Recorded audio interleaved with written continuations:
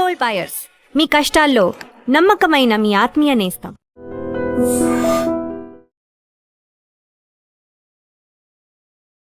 శ్రీమాత్రే నమః. శ్రీ గురుభ్యో నమః. జూన్ 1 నుండి 15 వరకు కూడా ద్వాదశ రాశుల వారికి ఎలా ఉండబోతుంది, అందులో భాగంగా ఈ యొక్క గ్రహ సంచారాన్ని బట్టి వారి వారి యొక్క పరిస్థితులు ఎలా ఉంటాయి, ఆ యొక్క వారి జాతక రీత్యా వారి గోచార రీత్యా ఎలాంటి ప్రభావం అనేటువంటిది ఉంటుంది అనేటువంటి విషయాల్ని విపులంగా విశ్లేషణగా ఇప్పుడు మనం తెలుసుకుందాం.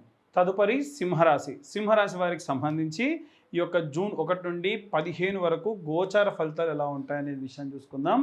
వీరి యొక్క రాశిలో కేతుగ్రహ సంచారం, అష్టమంలో యాజ్ యూజువల్గా ఉన్నటువంటి శని, సప్తమంలో రాహువు, నవమంలో కుజుడు, దశమంలో సూర్యుడు, ఏకాదశంలో బుధ భార్గవుల యొక్క కలయిక అని చెప్పాలి. దీన్ని బుధ శుక్రుల యొక్క కలయిక. 12వ స్థానంలో గురుగ్రహ సంచారం. అయితే విద్యార్థులకు సంబంధించి చూసుకున్నట్టయితే దశమ స్థానంలో ఉన్నటువంటి సూర్యుడు, ఏకాదశంలో ఉన్నటువంటి బుధగ్రహ సంచారం వలన, బుధుడు శుక్రుడితో కలయిక వలన వీరికి సృజనాత్మకత పెరుగుతుంది. చదువు విషయంలో ప్రజెంట్ చేసేటువంటి విధానం చాలా బాగుంటుంది. పరీక్షలను మంచి ప్రదర్శన ఇస్తారు.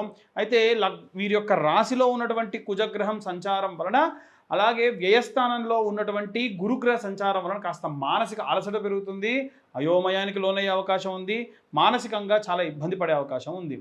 2వ స్థానంలో ఉన్నటువంటి సంచారం ఏదైతే ఉందో, ఈ యొక్క గృహిణులు ఎవరైతే ఉన్నారో వారికి సంబంధించి దశమంలో సుఖకారకుడైనటువంటి ఈ యొక్క ఏకాదశ స్థానంలో శుక్రుడు బుధుడితో కలిసి ఉన్న కారణం చేత, అష్టమంలో ఉన్నటువంటి శని కారణం చేత గృహిణులకు పని ఒత్తిడి పెరుగుతుంది, కుటుంబంలో ఉన్నటువంటి బాధ్యతలు ఎక్కువ అవుతాయి. అలాగే వీరి యొక్క రాశిలో కేతుగ్రహం వల్ల ఏదో తెలవనటువంటి అసంతృప్తి, చికాకు ఎక్కువ అవుతుంది. 7వ ఇంట ఉన్నటువంటి రాహువు, 8వ ఉన్నటువంటి శని వలన ఏంటంటే భర్తతో, ఇంట్లో ఉన్న అత్తమామలతో విభేదాలు ఎక్కువ అయ్యే అవకాశం ఉంది. లగ్జరీ వస్తువులు కొంటారు, వాటిపైన ఆసక్తి పెరుగుతుంది, ఈఎంఐలకు కూడా వెళ్తారు. అది మానుకుంటే మంచిది. ఉద్యోగస్తులకు సంబంధించినటువంటి విషయాన్ని చూసుకుంటే సేమ్ మళ్ళీ 11వ స్థానంలో బుధ శుక్రుల యొక్క కలయికను మనం తీసుకోవాలి. అలాగే వీరి యొక్క రాశ్యాధిపతి ఏదైతే ఉందో సూర్యుడు ఉన్నటువంటి స్థానం ఏదైతే ఉందో అది లాభస్థానంలో ఉన్న కారణం చేత పై అధికారుల నుండి పూర్తి మద్దతు లభిస్తుంది. ఆ 10వ ఇంట ఉన్నటువంటి గ్రహ సంచారం వలన పనితీరు మెరుగయ్యే అవకాశం ఉంది, కొత్త బాధ్యతలు పెరుగుతాయి, లేదా ప్రమోషన్స్ వైపుకి వెళ్ళే అవకాశం కూడా ఎక్కువగా గోచరిస్తూ ఉంది. ఇక వ్యాపారస్తులకు సంబంధించి కూడా మళ్ళీ సేమ్, ఎందుకంటే వ్యాపారానికి అధిపతి బుధుడు శుక్రుడితో కలిసి ఉన్న కారణం చేత ఈ సమయంలో ఆర్థికమైనటువంటి ఎంతో లాభదాయకంగా ఉంటుంది ఆర్థిక పరిస్థితి అంతా కూడా. అలాగే మార్కెట్లో మీ యొక్క షాప్ గురించి లేదా మీ వ్యాపారం గురించి మీ బ్రాండ్ విలువ కూడా పెరుగుతుంది, కొత్త డీల్స్ వస్తాయి, భాగస్వామ్యమైనటువంటి ఒప్పందాలు కుదిరే అవకాశం ఉంది. 10, 11వ ఇంట ఉన్నటువంటి గ్రహ సంచారాలు, 7వ ఇంట ఉన్నటువంటి రాహుగ్రహ సంచారం వలన భాగస్వామ్యులతో లావాదేవీలు జరిగేటప్పుడు లెక్కలు స్పష్టత ఉండాలి, లేదా విభేదాలు వచ్చి ఇబ్బంది కలిగే అవకాశం ఉంది. రాజకీయ నాయకులకు సంబంధించి చూసుకున్నట్టయితే ఈ యొక్క ద్వాదశ స్థానమునందు ఉన్నటువంటి గురువు, ఏకాదశ స్థానంలో ఉన్న బుధ శుక్రులతో పాటు దశమ స్థానంలో ఉన్నటువంటి సూర్యుడు రాజకీయ నాయకులకు సంబంధించి కొన్ని రకాలైనటువంటి ప్రజా సంచారం చేస్తున్నప్పుడు వారి నుండి ఆదరణ పెరుగుతుంది.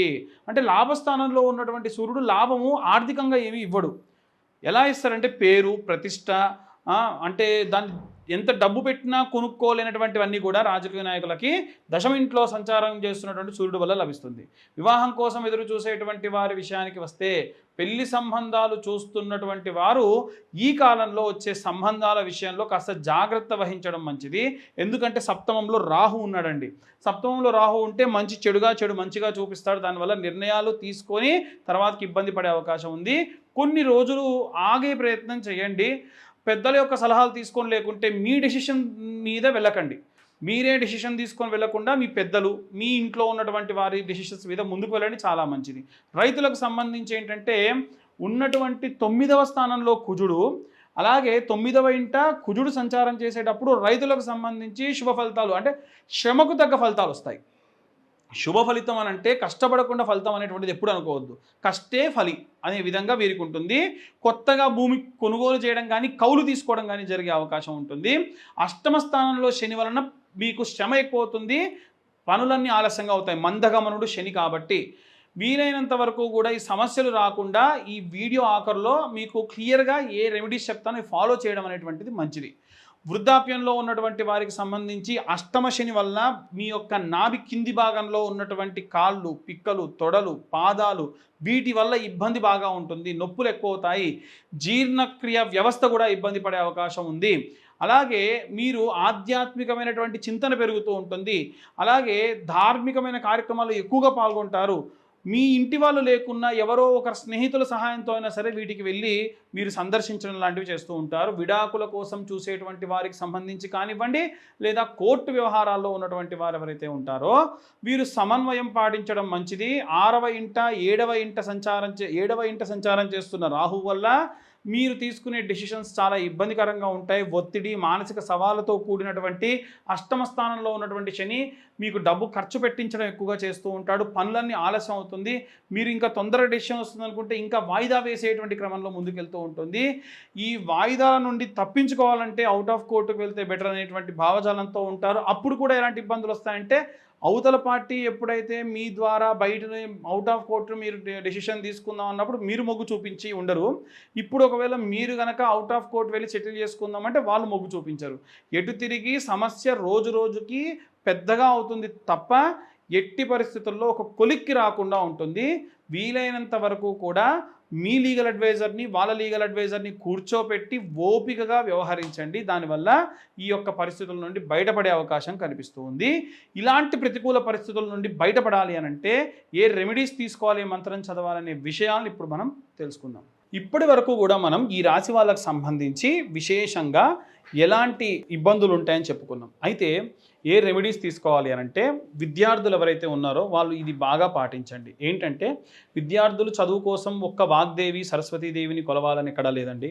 కానీ ఓం గం గణపతయే నమః అనే మంత్రం చదువుకుంటూ వీలైతే 108 సార్లు చదవాలి. అసలు యథాశక్తి చదువుకుంటూ ఎక్కడన్నా మంచి గరక ఉందనుకోండి, ఆ గరకను తెంపే ప్రయత్నం చేయండి. దేవాలయాల్లో ఎక్కడైనా సరే తొక్కిడిలో లేకుండా ఉన్నటువంటి గరకని ఓం గం గణపతయే నమః అని 108 గరక పోచల్ని తెంపి వీలైతే దాన్ని ఒక చుట్టూ ఇలా ఒక చిన్న ఒక నెస్ట్ చేస్తున్న ఒక గూడు కడుతుంది కదా, పిచ్చు గూడు, దానికి రౌండ్గా చేస్తుంది రింగ్ లాగా, అలా గరకతో చేసి దారం చుట్టి గణపతి పాదాల దగ్గర పెట్టి ఒక 11 గుంజులు తీయండి. దీని వలన మనం తెలవక చేసిన తప్పులన్నీ పోయి విఘ్నాలు రాకుండా గణపతి కాపాడుతాడు. మంచి విద్యాబుద్ధులు కూడా ఇస్తాడు. శ్రద్ధ విపరీతంగా మనకు పెరిగేటట్టుగా చేస్తాడు. గృహిణులు ఎవరైతే ఉంటారో గతం నుంచి ప్రతిసారి చెప్తూనే ఉన్న సంవత్సరంలో 10,000 సార్లు, ఒక 10,000 సార్లు శ్రీమాత్రే నమః అన్న చాంటింగ్ని చేయాలి. ఉదాహరణకి ఈరోజు నేను ఒక 30 చేశాను అనుకోండి, సంవత్సరంలో 10,000 సార్లు పూర్తయిపోతాయి. ఎందుకంటే నెలకు ఒక 900 అవుతాయి. 12 నెలలు ఆటోమేటికల్గా ఆ 10,000 సార్లు పూర్తయిపోతాయి. కాబట్టి రోజుకు ఒక 30 సార్లు మీరు పని చేసుకుంటూ ఎటువంటి అశౌచం లేనటువంటి ప్లేస్లలో ఉండి మీరు శ్రీమాత్రే నమః అన్న మంత్రాన్ని చదవడం మంచిది. ఇవాళ రేపు చాలామంది ఏంటంటే బొట్లు, రకరకాల బొట్లు, పునుగు, పిల్లి, తైలం అని ఇలా వస్తూ ఉన్నాయి కదా.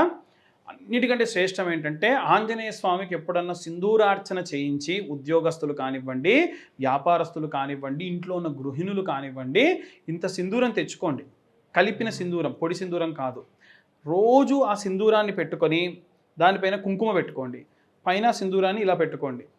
పెట్టుకునేటప్పుడు వీలైతే శ్రీరామ రామ రామేతి రమే రామే మనోరమే సహస్రనామ తత్తుల్యం రామనామ వరానవి ఈసార్లు రామనామాన్ని చదివిన ప్రతిఫలం దక్కుతుంది.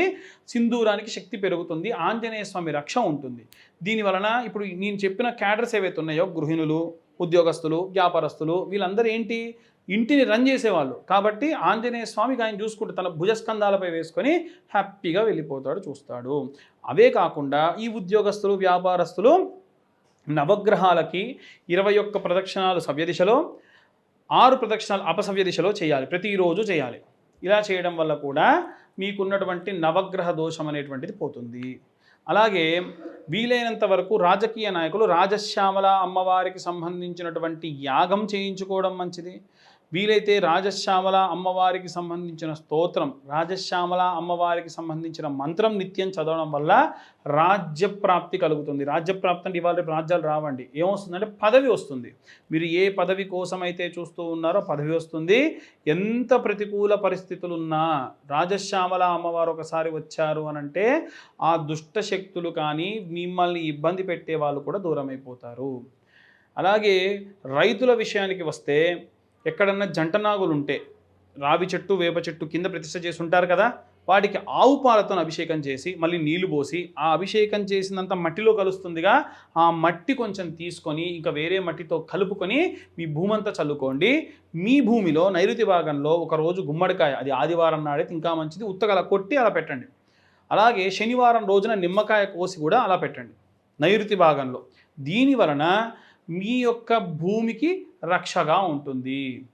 అలాగే వృద్ధాప్యంలో ఉన్నటువంటి వాళ్ళు వీలైనంత వరకు నిత్యము కూడా శని స్తోత్రం, శని స్తోత్రము, అలాగే శని చాలీసా ఇవి చదవడం మంచిది. లేదా శని కవచం అని ఉంటుంది, అది చదవడం మంచిది.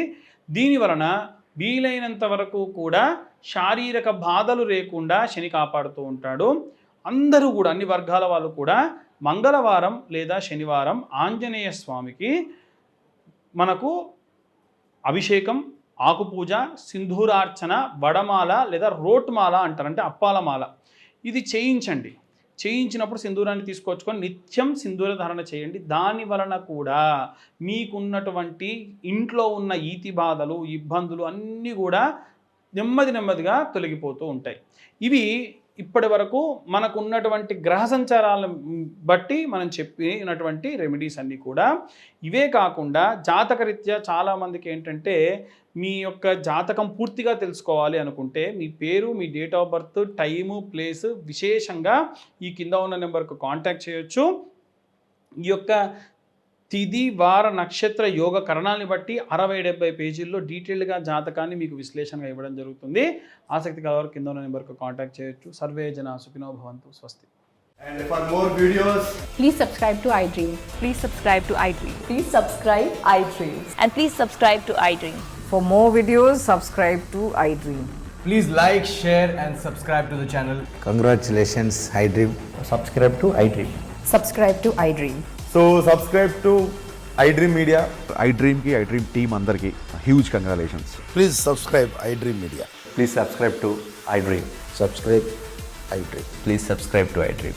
iDream అంటే నా కళల ఛానల్ను సబ్స్క్రైబ్ చేసుకున్న నోరు తిరుగుతలేదు, మీరైతే గంట గుర్తు కొట్టండి. For more such videos, please subscribe to iDream. Subscribe to iDream. Please subscribe to iDream. Please subscribe iDream Media. Please do subscribe to iDream. Please subscribe to iDream Media. For best entertainment and information, please subscribe iDream. And don't forget to subscribe to iDream.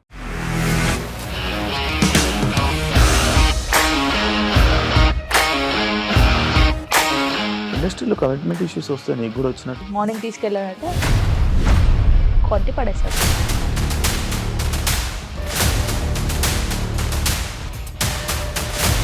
వాళ్ళు కూడా చూడలేదు ఈ cinema అని చెప్పడానికి కూడా చాలా ధైర్యం కావాలి. అది నిజం కదా, దాంట్లో ధైర్యం ఏంటి? ఇది నెక్స్ట్ డే ప్లేట్ మార్చేస్తే తప్పు కదా. As of now, we are comfortable this అని నేను అనుకుంటున్నాను. రష్మిక గారిది మీది ఒకే ఊరు అంట కదా. మీకు కోపం వచ్చిందంటే బాగా తిట్టేత్తరా? తిట్టేద్దామండి. నిజంగా గేమ్ ని ఎలా చేంజ్ చేయగలిగారు? APSFC వాళ్ళకి 6 నెలల్లో నేను 6 లక్షలు కట్టా. బిజినెస్ చేయాలనుకుంటే it is as difficult as riding a tiger.